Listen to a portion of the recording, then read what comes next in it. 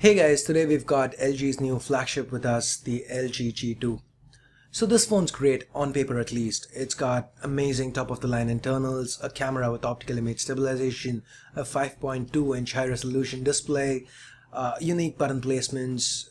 It's got it all on paper at least. So how does this translate into real day-to-day usage? That is what we try to find out in this video.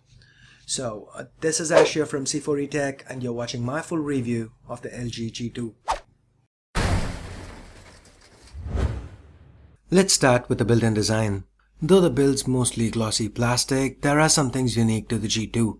It has razor-thin bezels and there are no buttons on the sides. You just have the secondary noise-cancelling microphone and the IR blaster on top, the micro SIM tray to the left, the bottom's loaded with the 3.5mm headphone jack, the speakers, the primary microphone, and a USB host and MHL-capable micro USB port. There's nothing to the right. To keep the design from looking too blunt, there is a metallic strip that runs around the phone. The buttons have been moved over to the back. You've got the volume rockers with the power button in the middle. The power button even has a LED notification light running around it. Above that, you've got the 13-megapixel camera with optical image stabilization and the LED flash. Lower below, you've got the LG branding. Much like with the Galaxy S4, the glossy back here does have a subtle pattern to it. In the front, on top, you've got a 2.1-megapixel front-facing camera, sensors, another LED notification light, the earpiece. Low below, you've got the 5.2-inch Full HD IPS display, and since LG's decided to go with on-screen keys this time, there's nothing but the LG logo at the bottom. The button placements on the back really work out well. This is exactly where your index finger rests while you hold the phone.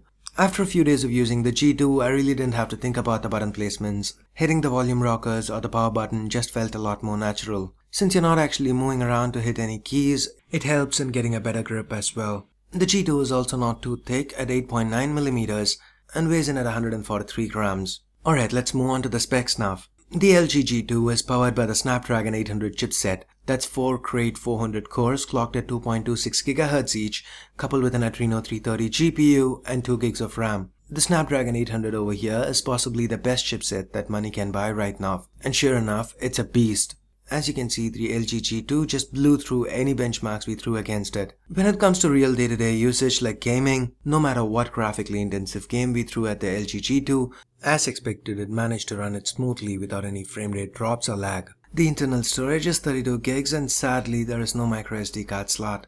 All this is powered by a 3000 mAh non-user replaceable battery. And the battery doesn't disappoint. On a looping video playback test, we got close to 12 hours of video playback before the G2 ran out of juice. The battery drain on standby was also very minimal. Even heavy users shouldn't have any issues getting through a day, if not more, on a single charge.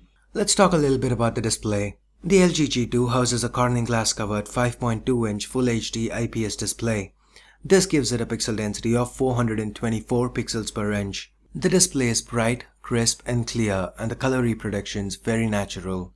The viewing angles are also great, and unlike with its predecessor the Optimus G Pro, the display isn't very reflective, resulting in better visibility under direct sunlight. Moving on to the software. The LG G2 runs Android 4.2.2 Jelly Bean with LG's own custom UI on top.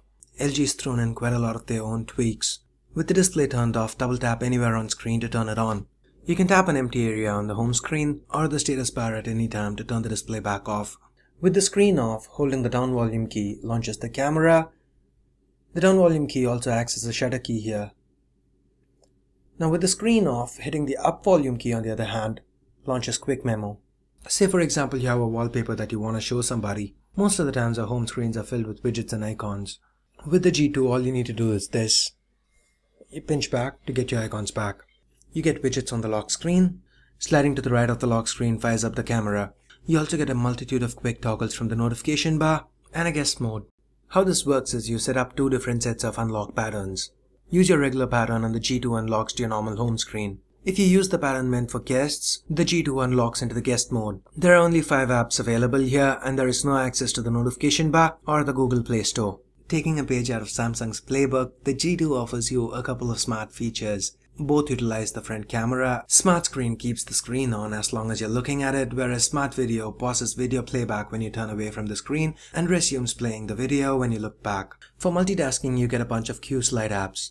These are similar to the small apps found on Sony devices. They basically float on screen no matter what you do in the background. The advantage here is that you can even adjust transparency. With the G2, LG also introduces Quick Slide. You can use a 3-finger swipe from the right to save running apps. Use a 3-finger swipe again from the left to bring them back up. LG's UI is also very customizable. Right from the different unlock effects, to the combination of the on-screen buttons and the way they look, to transitions between home screens, to the screen off effect, to even the way an individual icon looks. There is a lot of room for customization here. The G2's video player can play back 1080p video just fine. LG's also thrown in quite a few of their own tweaks. Tapping over here causes the video player to pop out. You can move it around, resize it, and even change the transparency settings. Tapping here switches it back to full screen mode. While watching video, you can even lock the display in order to avoid accidental touches. Slide your finger on the left side of the display to control brightness. Tapping on the seek bar gives you a little thumbnail of the video at that point of time. Tapping on the thumbnail causes you to jump back to that point in the video. You can control audio by sliding on the right.